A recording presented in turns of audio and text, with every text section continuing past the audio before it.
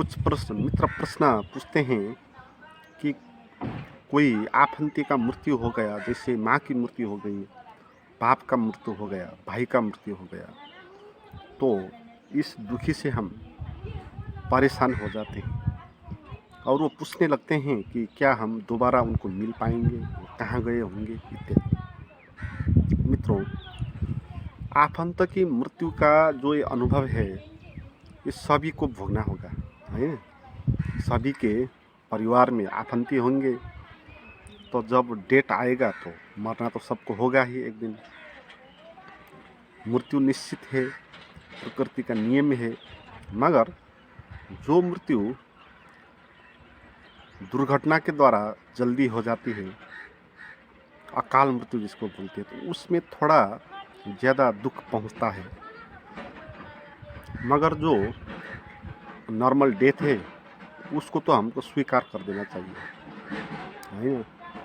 तो मित्रों, कैसे हम फेस कर सकते हैं इस दुख और तनाव की स्थिति को, और क्या हम बिछड़े हुए लोगों से बाद में मिल भी सकते हैं।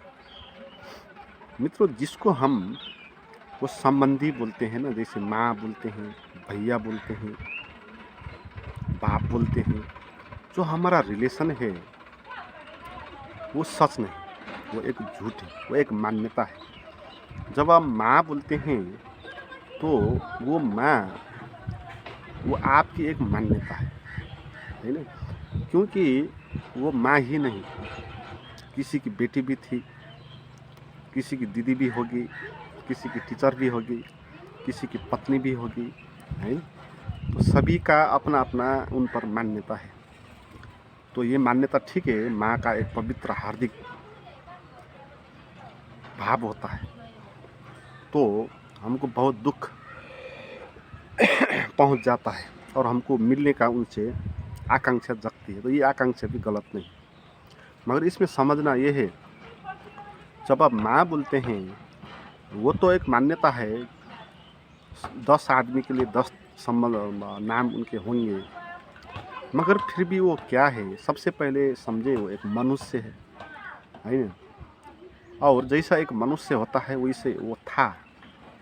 और मनुष्य क्या है, एक शरीर है, और उससे भीतर कुछ मन है, कुछ विचार है, कुछ भाव है, कुछ बुद्धि भी है, कुछ बोध भी है। एक आदमी बहुत पत्थरों से बना हुआ होता है। तो जब हम किसी को समझते हैं, माँ बोलते हैं, तो हम किन पत्थरों को माँ बोलें। हम तो जो बाहर दिखाई पड़ता है रूप और जो नाम, उसी को हम माँ बोल देते हैं। हमारा माँ बोलना एक भाव ही है। माँ के अंदर बहुत सारे पत्रे हैं।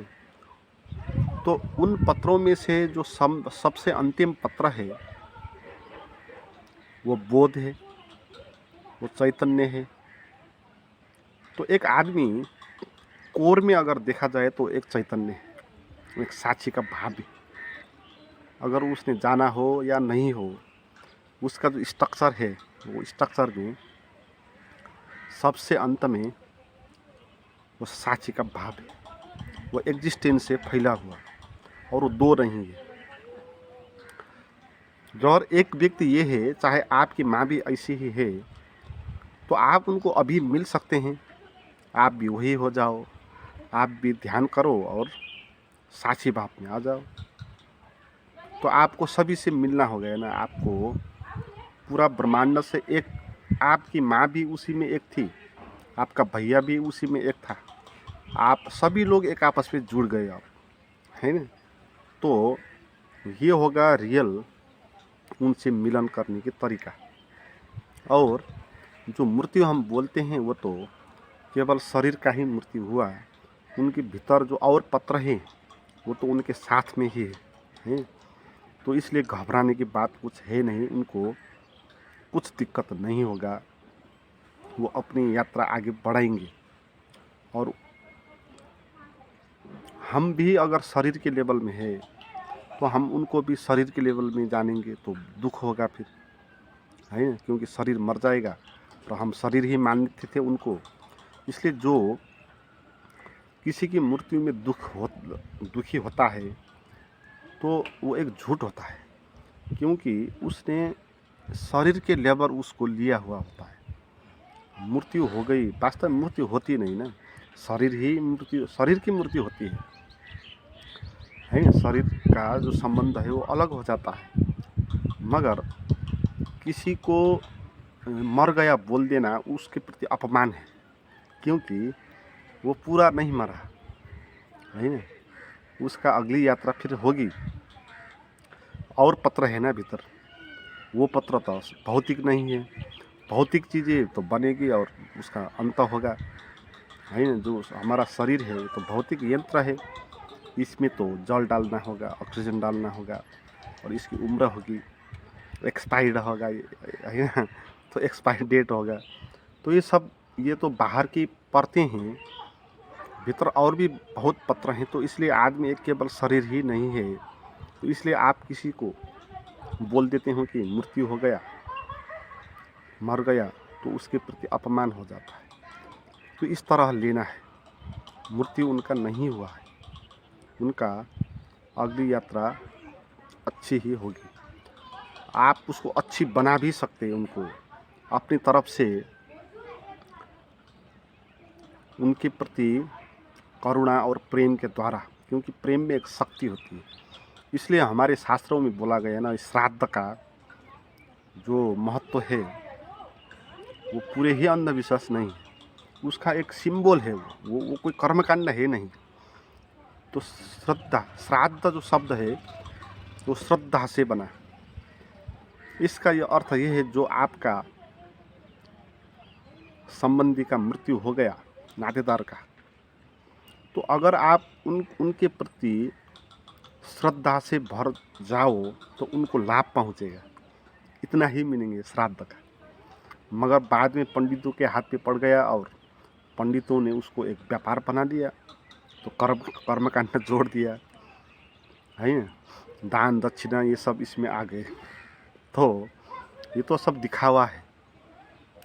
असली बात क्या है कि मृत व्यक्ति को आप पुकार सकते हैं, उनके प्रति अच्छे भावों से आप श्रद्धा कर सकते हैं। श्रद्धा का भिन्न नाम दिया इसमें, श्राद्ध है, श्रद्धा से बना है।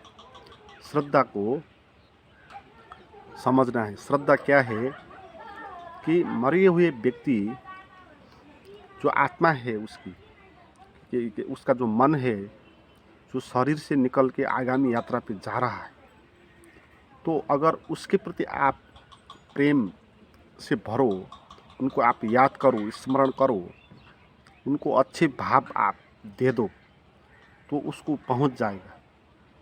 क्योंकि विचारों की दुनिया है भाई, यहाँ भौतिक जीवन का नियम नहीं लगता। विचार एक सेकंड में कहीं भी पहुंच सकता है, मगर हवा पहुंचने के लिए समय लगेगा। तो बाहर का नियम और भीतर का नियम फर्क है। और विचार और भाव का जगत और भी सूक्ष्म है। भाव तो बदल सकती है, उसमें पावर होता है। तो आपने उनके प्रति उनका याद किया, उनके प्रति स्मरण किया, तो उनको वो लाभ होगा। तो श्राद्ध का ये अर्थ है, कुछ कर्म करना नहीं। और इसमें आप उनसे मिलना चाहते हैं तो आप साक्षी भाव में आओ। उनका भी कोर जो स्वरूप है वो साक्षी है, और अपने को साक्षी जानो, उनका भी कोर साक्षी है। तो आप एक ही सागर में आ गए, आप अब मिल गए हैं, सभी से आप मिल गए। मित्रों, इस तरह हम मृत व्यक्ति के बारे में चिंतन करें, बहुत फायदा होगा। आप साक्षी के ध्यान में गहरा जाना चाहते हैं तो कुछ मेरे पास प्राइवेट साधना की वीडियो है, वो आप कर सकते हैं। उसके लिए डिस्क्रिप्शन में सूचना दी गई है। Thank you.